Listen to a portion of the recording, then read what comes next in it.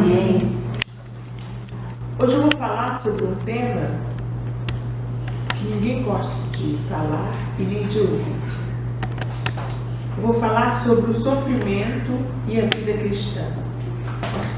Muita gente pensa que quando a gente aceita Jesus, quando a gente resolve andar com Jesus, Ele vai nos livrar de todo e qualquer sofrimento e vai fazer com que a nossa vida passe a ser assim uma nuvem de glória.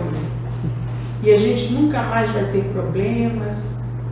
Mas nós vamos ler um texto aqui e vamos meditar um pouco a respeito disso. Está lá em Tiago, capítulo 1, versículos 1 a 8. E eu passei a tarde meditando nesse capítulo 1 de Tiago, e diz assim: Tiago, servo de Deus e do Senhor Jesus Cristo, às 12 tribos dispersas entre as nações, saudações. Meus irmãos, considerem motivo de grande alegria o fato de passarem por grandes provações, pois vocês sabem que a prova da sua fé produz perseverança. E a perseverança deve ter ação completa, a fim de que vocês sejam maduros e íntegros, sem lhes faltar coisa alguma. Se algum de vocês tem falta de sabedoria, peça a Deus, que a todos dá livremente e de boa vontade, e lhe será concedida. Peça-a, porém, com fé, sem duvidar, pois aquele que duvida é semelhante à onda do mar, levada e agitada pelo vento. Não pense tal homem que receberá coisa alguma do Senhor. É alguém que tem mente dividida e é instável em tudo o que faz. Então, no versículo 1, Tiago, servo de Deus e do Senhor Jesus Cristo, às tribos dispersas. Durante o ministério de Jesus, a família de Jesus, ou seja, José, Maria e seus irmãos, viveu um certo afastamento dele. E talvez pelo fato de Jesus viver envolvido com as questões do reino de Deus. E Jesus não tinha um comportamento comum, não era um homem comum. Ele era o filho mais velho de Maria e de José, e ele deixou a profissão de carpinteiro para tornar-se um pregador itinerante. E eu imagino que muitos o chamavam milagreiro. E por onde ele andava, fazia perguntas às pessoas sobre a forma como elas viviam e sobre a sua fé em Deus. A maioria dos estudiosos afirma que Tiago, autor dessa carta, era um dos irmãos de Jesus. E assim como o resto da família, Tiago também não acompanhou de perto o ministério do irmão Jesus. Após a ressurreição de Jesus, Tiago então se converteu e entrou para o caminho, como eram chamados os seguidores de Jesus. Os seguidores de Jesus eram chamados aqueles que seguiam o caminho. Então, Tiago tornou-se mais tarde um dos líderes da igreja de Jerusalém, que é o autor dessa carta.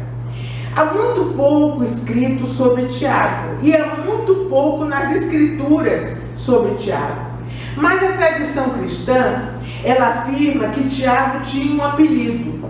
O apelido de Tiago era joelho de camelo.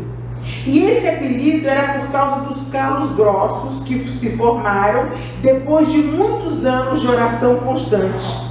Nessa carta, que foi escrita entre os anos 45 e 50 depois de Cristo, ele, que era um homem de oração, procura orientar os judeus, seguidores de Jesus, que estavam espalhados pelo mundo, tanto que ele diz, as tribos espalhadas, sobre como aplicar as boas novas do Evangelho à vida.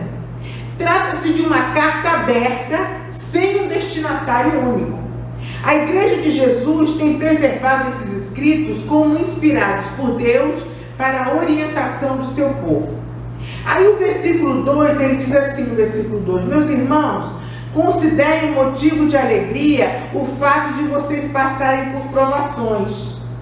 Ao lermos essas palavras de Tiago, e quando nós comparamos essas palavras com as orações que nós fazemos hoje em nossas igrejas, nós percebemos que nós estamos vivendo um evangelho completamente diferente daquele que está aqui escrito nessa carta de Tiago. Grande parte das nossas orações nós fazemos no sentido de pedir a Deus que livre as pessoas que nós amamos e a nós mesmos dos sofrimentos e das aflições. É uma verdade. Não é assim? Nós pedimos a Deus que Ele intervenha de forma sobrenatural e que Ele faça cessar aquela situação ruim. Nós temos que ressaltar também que em muitas igrejas a aflição de um irmão ou de uma irmã ou de uma família da igreja é motivo até de comentários sobre a fidelidade deles a Deus. Como os amigos de Jó, nós ficamos com uma pulga atrás da orelha. Tem alguma coisa errada com aquele irmão ou aquela irmã. O irmão ou a irmã está passando por aflição. Alguma coisa ruim deve ter feito. Não pode nem contar o que aconteceu na sua casa, da sua mãe, depois daquela bênção de segunda-feira. Senão os irmãos vão ficar com a pulga atrás da orelha, né? Alguma coisa. Que família é essa? Na maior parte da cultura evangélica de nosso país, não há nada de bom no sofrimento. Sofrer é sempre um mau sinal. E geralmente está ligado ao pecado.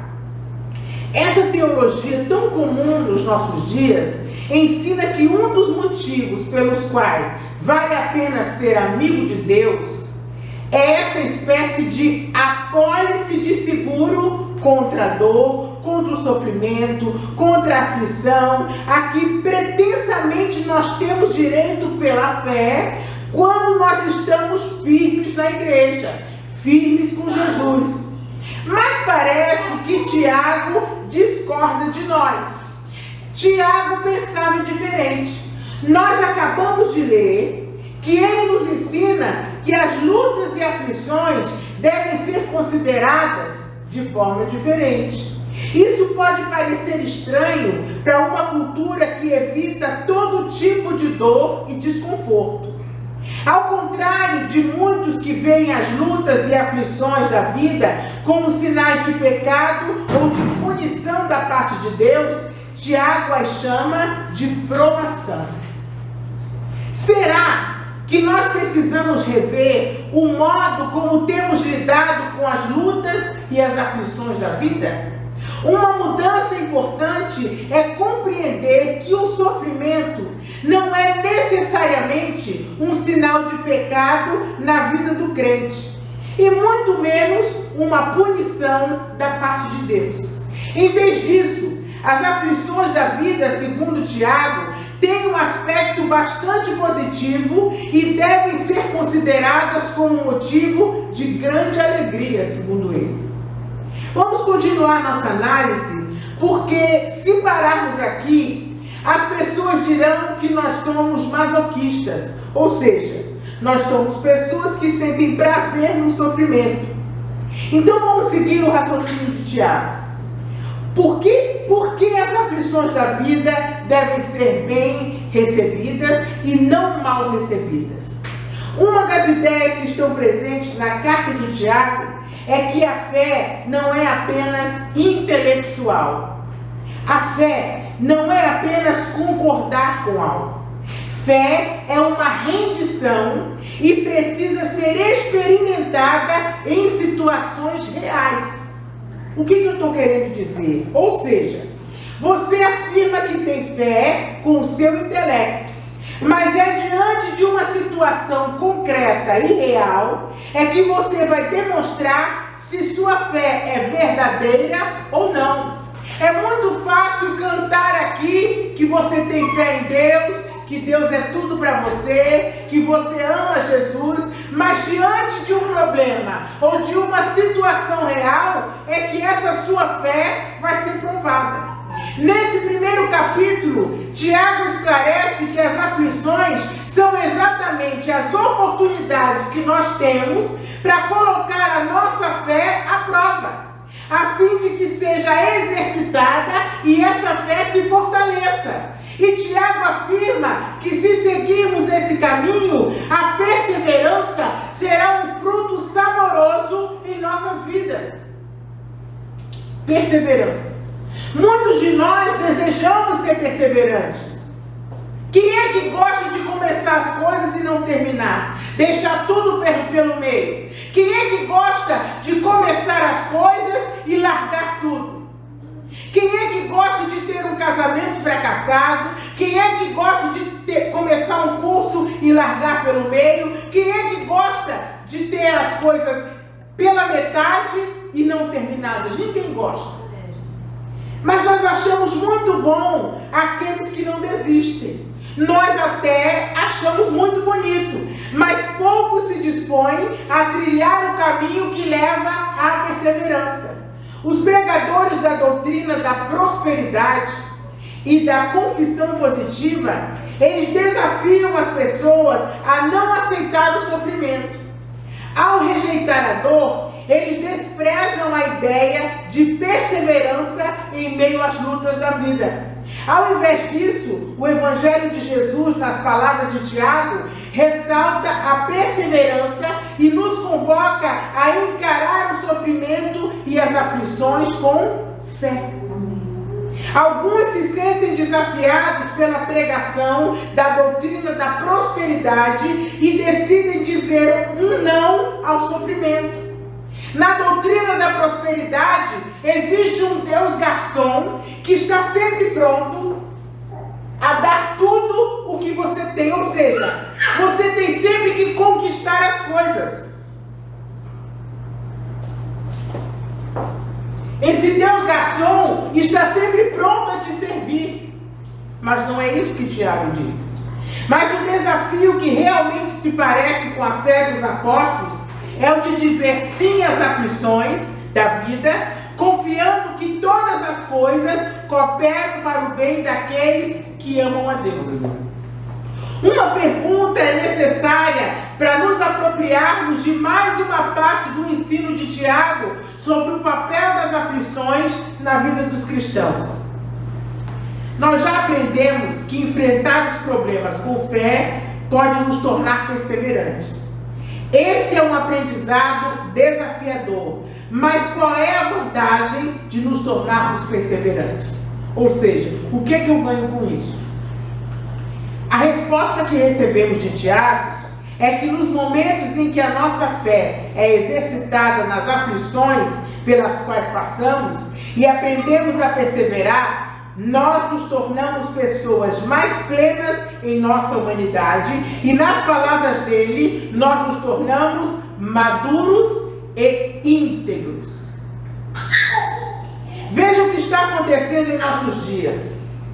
Essa teologia que ensina as pessoas que as aflições devem ser rejeitadas, que o sofrimento deve ser banido da vida dos cristãos, ela nega a esses cristãos a oportunidade de exercitar a fé.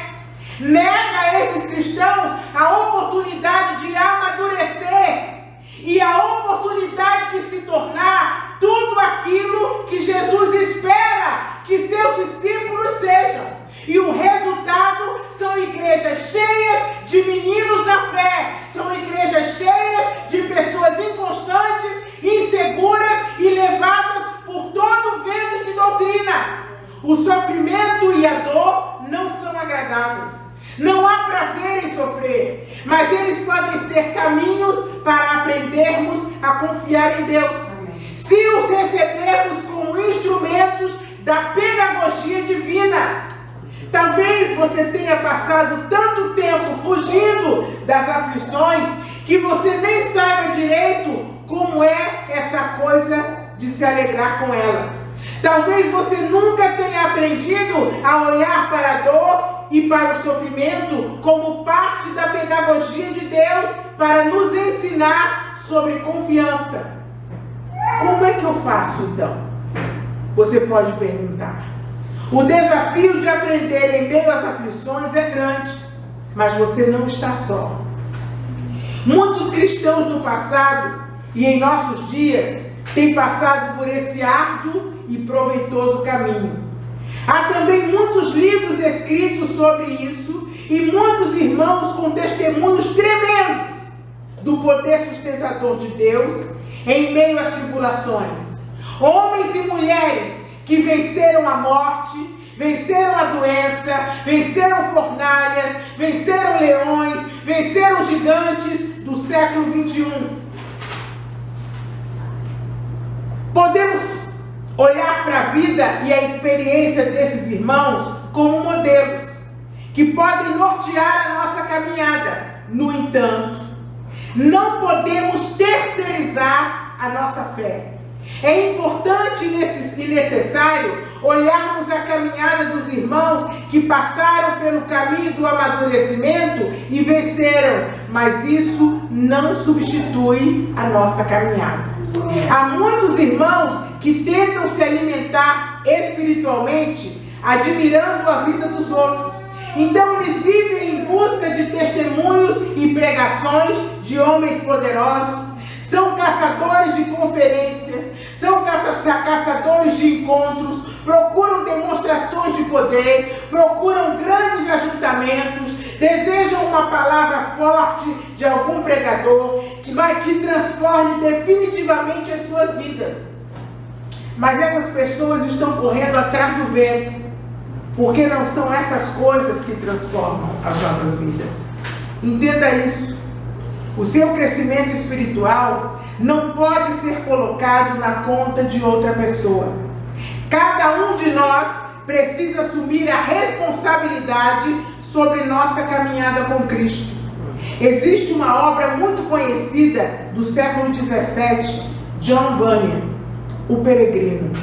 Ela conta a história de um cristão em sua caminhada celestial, através de muitas alegorias e simbolismos, e é possível acompanhar os problemas que fazem parte da vida de todos aqueles que seguem a Jesus.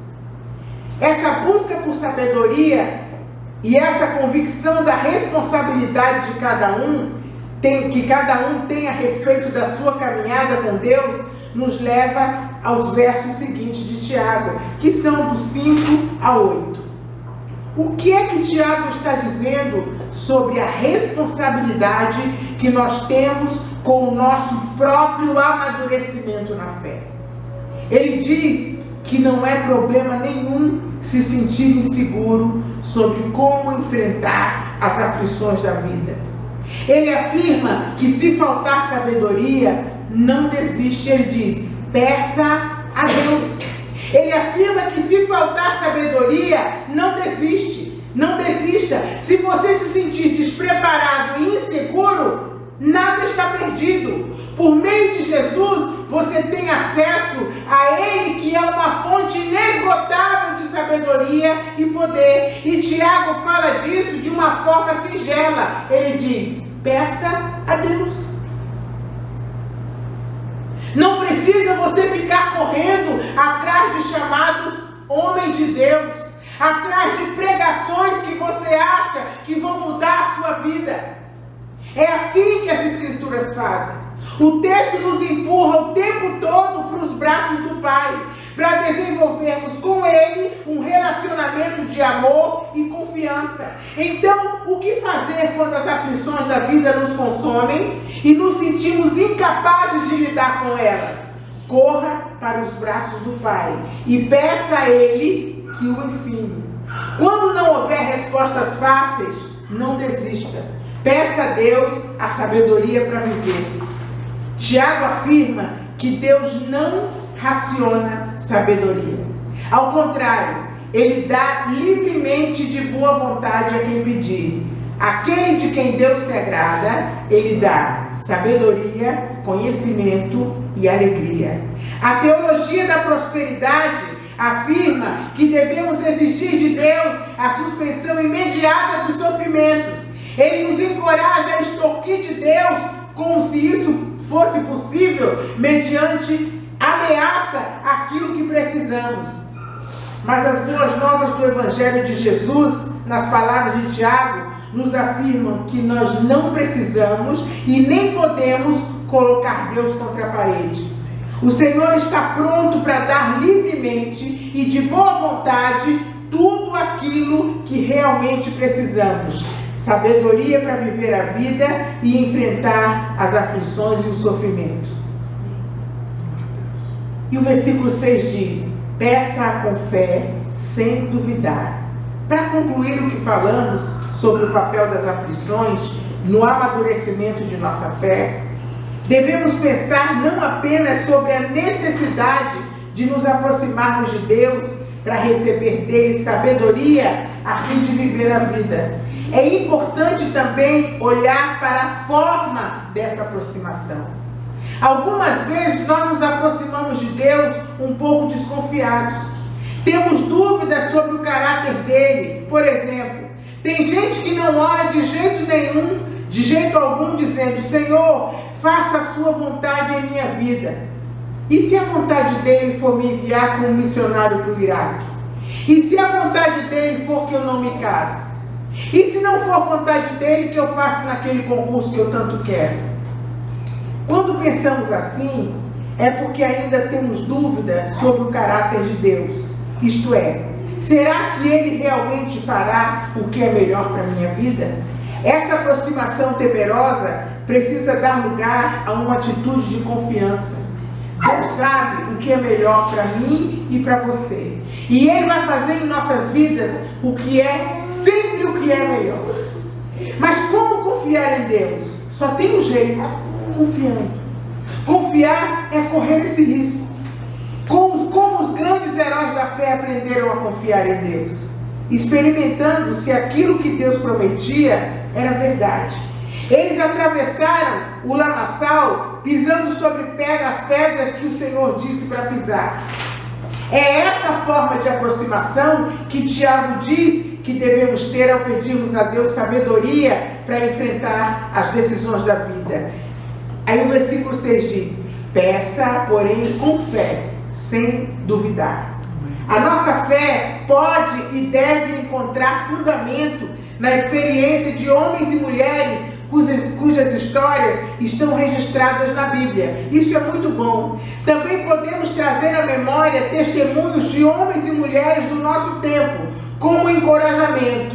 Mas é no amor demonstrado na cruz que deve estar o fundamento da nossa confiança no caráter de Deus. Tiago escreveu esta carta com o propósito de orientar os irmãos a viverem a fé que diziam ter em Jesus de maneira prática. Isso inclui como lidar com as aflições da vida que alcançam a todos nós. Todos! O que fazer? Os pregadores da teologia da prosperidade ensinam que não devemos aceitar o sofrimento e as aflições da vida. Dizem eles que devemos enxotar qualquer coisa que se pareça com sofrimento para longe de nossas vidas, porque não fomos criados para sofrer. Que o sofrimento é sempre obra do inimigo. Mas a palavra de Deus diz exatamente o contrário. Jesus diz que as aflições fazem parte da vida. Ele diz: no mundo tereis aflições, mas tende bom ânimo, eu venci.